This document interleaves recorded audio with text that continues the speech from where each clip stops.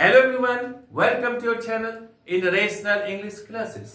आप लोग का बहुत बहुत स्वागत है रेशनल इंग्लिश क्लासेस में। आज हम लोग आर्टिकल का ए के प्रयोग के बारे में पढ़ेंगे। कोई भी व्यक्ति, चाहे वो इंटर का हो, बीए का हो, कोई भी कॉम्पिटिटिव एग्जाम हो, चाहे वो यूपीएससी हो, बीपीएससी हो, एलडीसी हो, यूडीसी हो, रेलवे हो, बैंकिंग हो, सीजीएल हो, किसी भी प्रकार का एग्जाम हो, इस वीडियो को जरूर देखें। अलग अलग एग्जामिनेशन का अलग अलग क्वेश्चन का स्टैंडर्ड होता है, बाकी मैटर यही होता है। आज का वीडियो बहुत इंफॉर्मेटिव है, आप वीडियो को अंत तक देखें। चले हम लोग शुरू करते हैं। इसका पहला नियम है, यदि किसी शब्द के पहले कॉन्सोनेंट हो तो उसके साथ ए का प्रयोग किया जाता है। जैसे a table, a book, a pen, etcetera. यहां टी कॉन्सोनेंट है, बी कॉन्सोनेंट है, पी कॉन्सोनेंट है, सबके साथ ए का प्रयोग किया जाता है। नंबर 2 में हम लोग पढ़ेंगे, यदि किसी शब्द का पहला अक्षर यू या ईयू हो, यू या फिर ईयू, और उसका उच्चारण कैसा हो, हिंदी का ये यू के समान हो, तो उसके साथ ए का प्रयोग किया जाता है। हम लोग जानते हैं कि यू तथा ई वोवेल होता है, और वोवेल से शुरू होने वाले शब्द के पहले एन का प्रयोग होता है, लेकिन यहां पर यू या ईयू से शुरू हुआ है और उसका उच्चारण यू के समान हुआ है, इसके साथ ए का प्रयोग होगा। क्यों जानते हैं? इसलिए कि यू को अगर हम इंग्लिश में लिखते हैं साउंड को वाई ओ यू होता है, तो वाई यहां पर क्या कॉन्सोनेंट है, इसलिए कॉन्सोनेंट से शुरू होने वाले शब्द के साथ ए का प्रयोग होता है, इसलिए यहां पर ए का प्रयोग होगा। उदाहरण के लिए, a useful book, a university, professor, a union, a united team,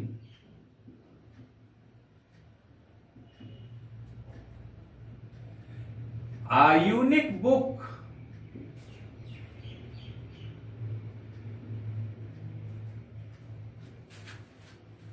ये यूरोपियन,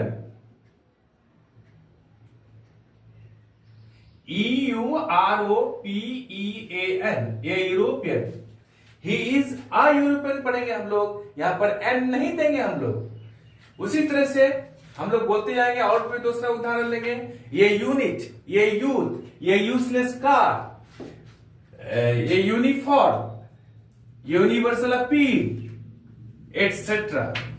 नंबर 3 में हम लोग पढ़ेंगे, यदि किसी शब्द का पहला अक्षर ओ हो तथा उसका उच्चारण हिंदी का व के समान हो, तो उसके साथ ए का प्रयोग किया जाता है।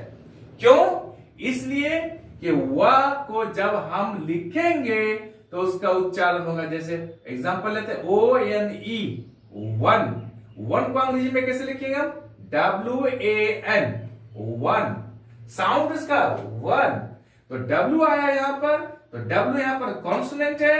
हम जानते हैं कि कॉन्सोनेंट के पहले ए का प्रयोग होगा, इसलिए यहां पर ए का प्रयोग होगा। जैसे एग्जांपल के लिए लेते हैं हम लोग, ए वन आइड मैन, ये वन लेग्ड मैन, ये वन साइडेड डिसीजन, ये one rupee note. That's all. Next हम लोग पढ़ते हैं,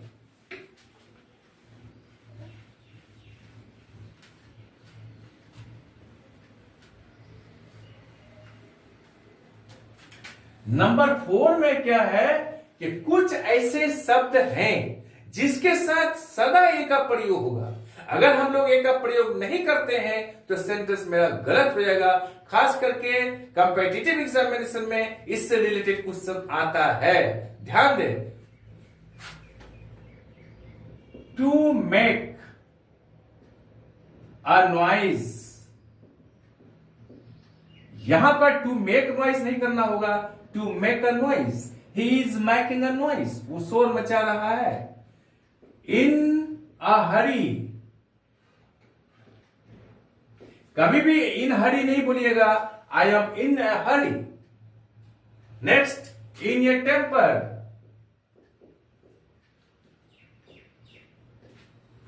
next,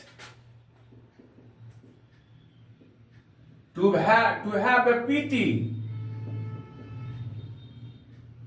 to have a bath,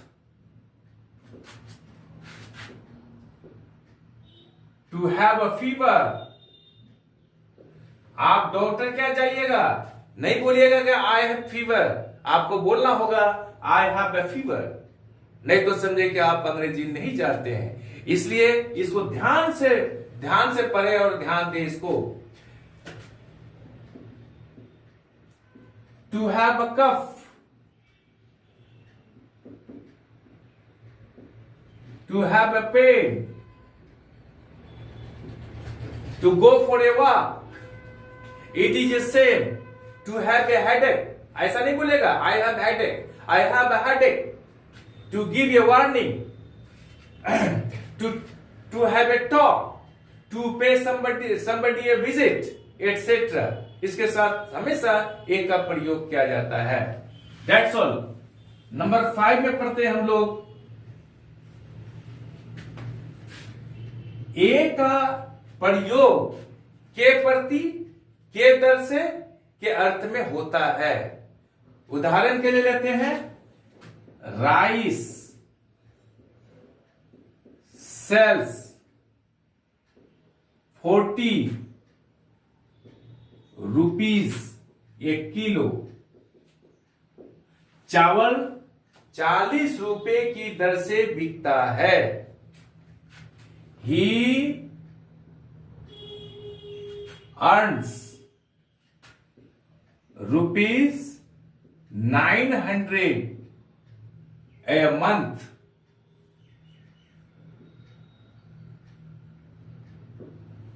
that's all. A का प्रयोग किसके अर्थ में होता है, की दर से, की हिसाब से, के अर्थ में होता है।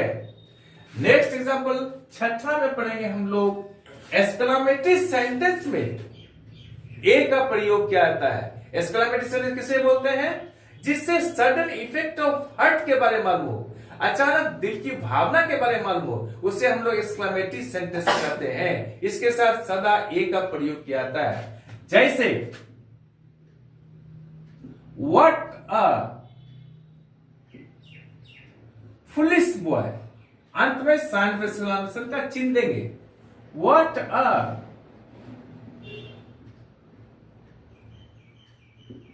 beautiful building, अंत में हम लोग साइंटिफिक देंगे।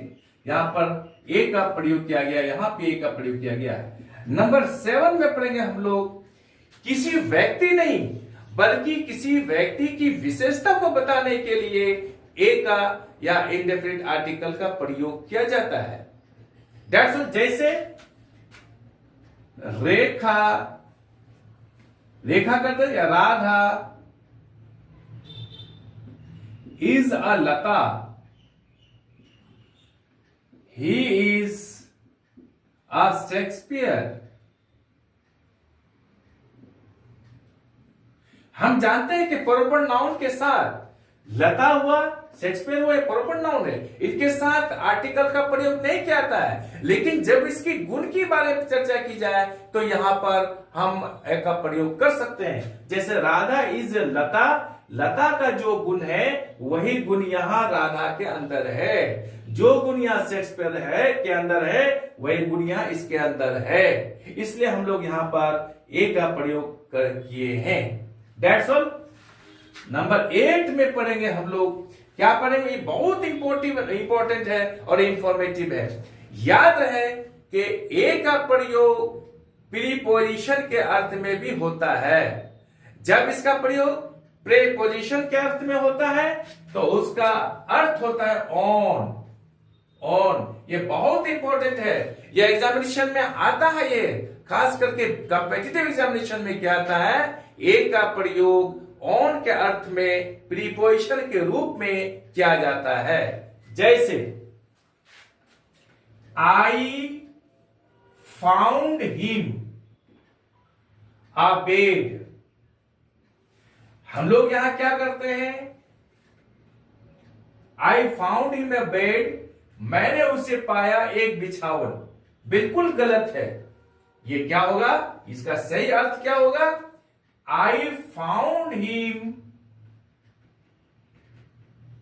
अ बेड तो होगा, लेकिन इसका अर्थ होगा I found him on bed, क्योंकि ए का प्रयोग जब प्रेपोजिशन के अर्थ में होता है, प्रेपोजिशन के रूप में होता है, तो उसका अर्थ ऑन होता है। यदि सेंटेंस में ये रहे I found him a bed, तो इसका अर्थ होता है I found him on bed, मैंने उसे बिछावन पर पाया। दैट्स ऑल, आज हम लोग यहीं तक रखते हैं। आई होप कि ये वीडियो आपको अच्छी लगी होगी। चैनल को लाइक और सब्सक्राइब कर दें और बगल वाले बेल आइकन को दबा दें, जिससे कि हर आने वाला वीडियोस का नोटिफिकेशन आपको मिलता रहे। आप लोग स्वस्थ रहें, मुस्कुराते रहें, पढ़ते रहें, आगे बढ़ते रहें। बाय।